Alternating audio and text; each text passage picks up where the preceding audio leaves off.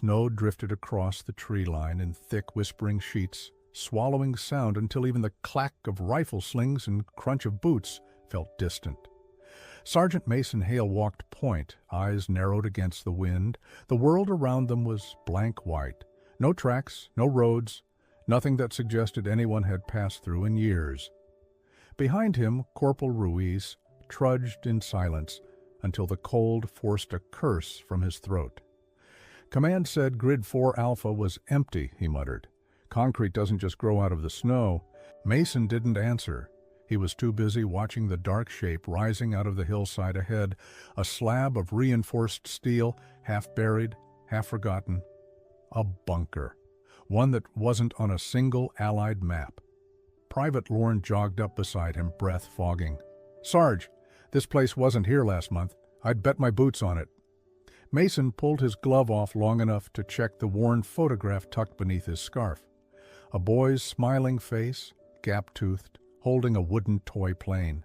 The picture had curled at the edges from years inside his jacket. Ruiz caught the glimpse. "Your kid?" Mason tucked it back without looking up, eyes forward. They approached the bunker entrance. Snow around the steel door was disturbed, packed down, dragged, smudged by something moving recently. Not animals, not weather. A faded German sign hung sideways on a rusted bolt. Verboten. Forbidden. Hart exhaled. "What's an unlisted German bunker doing out here?" "Nothing good," Ruiz said. Mason grabbed the frozen handle and pulled. The door shrieked open like something inside had been holding its breath. A stale draft rolled out. Not rot, not dust. Something colder, metallic. "Lights on," Mason ordered. Flashlights clicked on one by one, illuminating a long concrete hallway. Cables sagged from the ceiling. Sections of tile had cracked under winter frost. A faint hum vibrated somewhere deep inside the structure, pulsing like a heartbeat. The squad stepped in. Their boots echoed, once, then again, slightly delayed. "Did you hear that?" Lorne murmured. "It's just the chamber," Hart whispered, though his grip on his rifle tightened. They progressed deeper. The air grew colder. Frozen condensation glittered along the walls. They passed an observation room with shattered glass. Smears, small human smears, streaked across the inside of the window. Not drawings, handprints, tiny ones. Lorne stopped. "Kids? Here?" Ruiz shook his head. "Why would Germans bring kids into a research bunker?" Mason didn't answer. He was studying the handprints. Some were smeared as if the child had tried to push or claw its way out of the viewing chamber. A metallic clang rang out from somewhere ahead, sharp enough to make them all jump. Not settling metal, movement. The hum in the walls deepened. "Stay tight," Mason said softly. "No one drops to the back." They continued until the corridor split into 3 branches. On the floor, in the dust, were footprints, small, bare, leading left.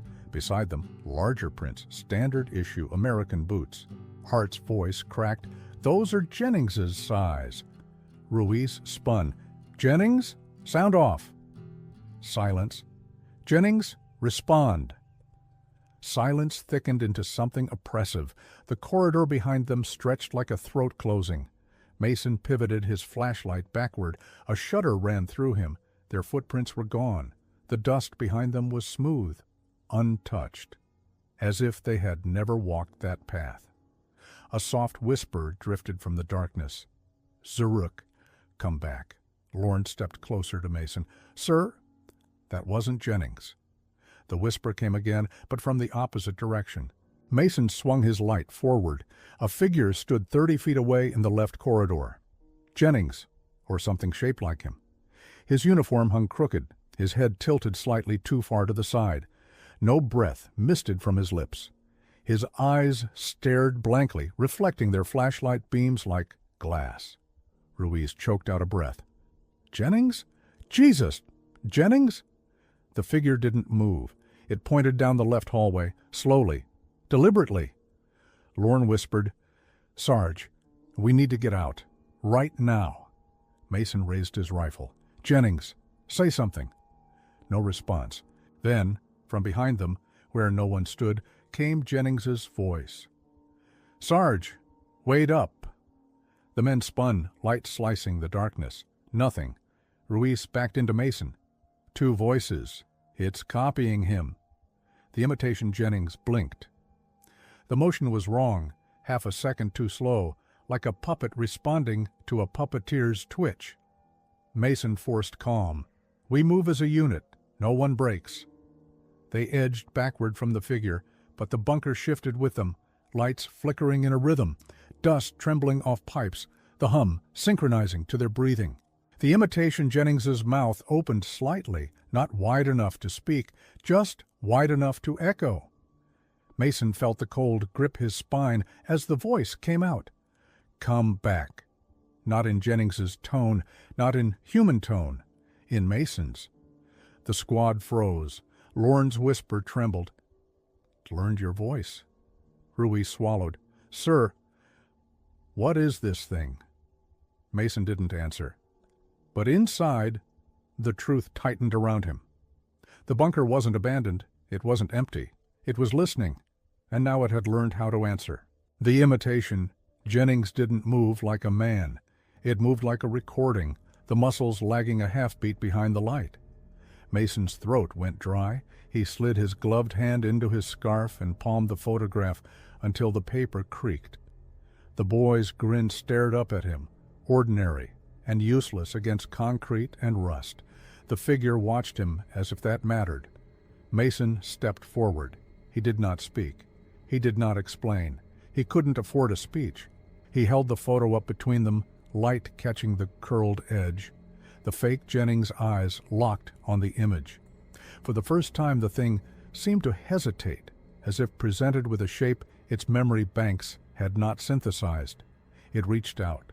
The fingers were wrong, too long, joints clicking, and when the hand brushed the paper, the sound that came out of the corridor wasn't skin on paper.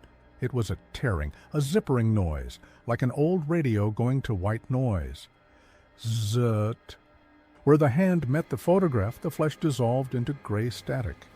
Not burning, not melting. Pixelation, like an old television losing signal. Blocks of gray flaked off the hand and fell to the floor in a quiet snow of ash and light. The fake Jennings' smile collapsed. Its face buckled, as if someone had yanked at the seams of a mask.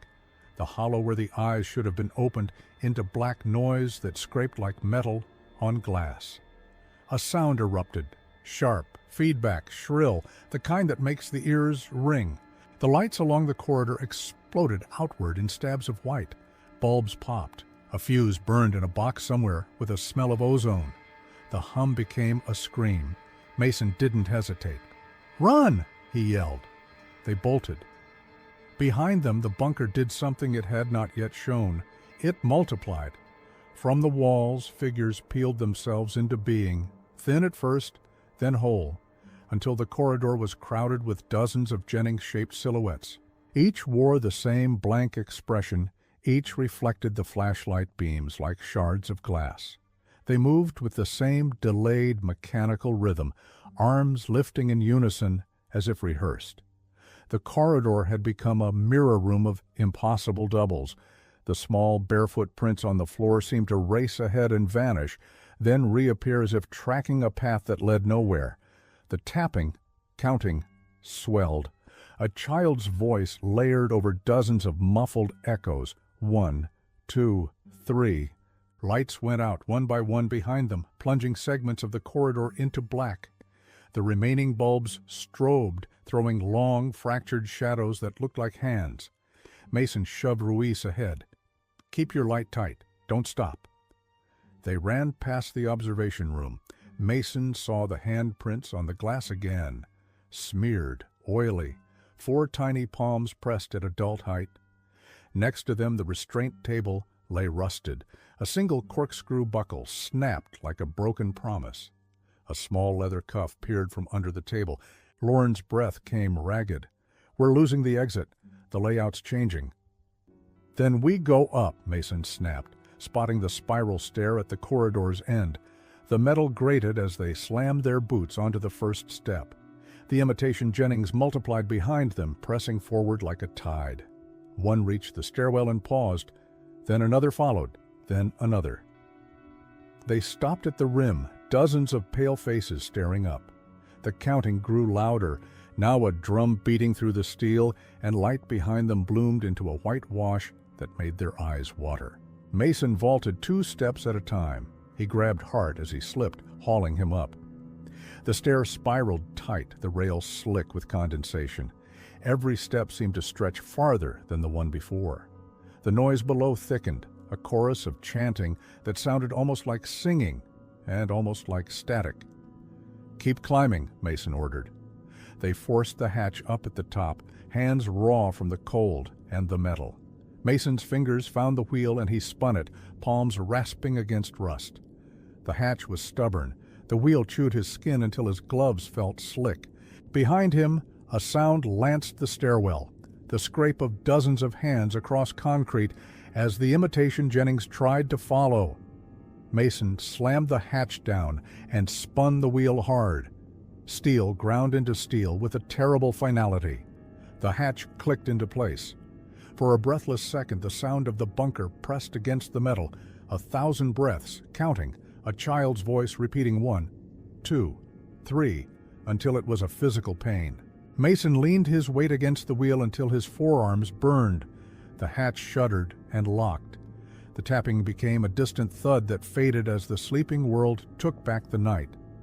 They collapsed onto the snow outside, lungs keening, boots leaving prints that glittered in cold light.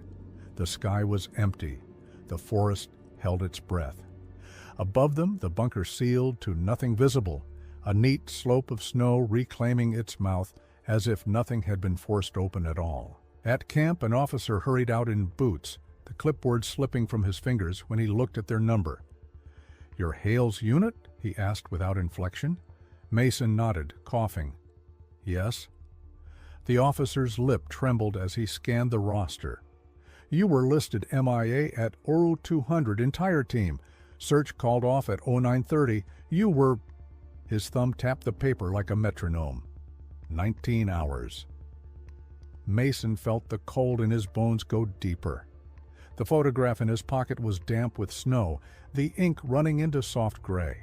He did not offer the man an explanation that would sound insane.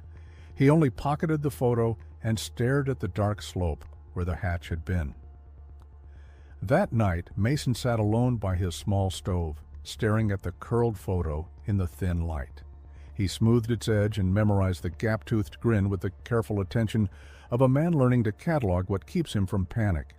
He thought of the hand that had touched the paper and become gray noise. He thought of how the bunker had tried to give them what they wanted, voices, faces, memories, and how it had failed when confronted with something genuinely real the men carried in their pockets. A whisper floated over the camp from the trees, barely more than a breath. "Zaruk, come back." Mason tucked the photograph back into his scarf and kept his hands on it until dawn. He did not sleep. He would not answer. Some things, he thought, are built not to keep strangers out, but to keep something in.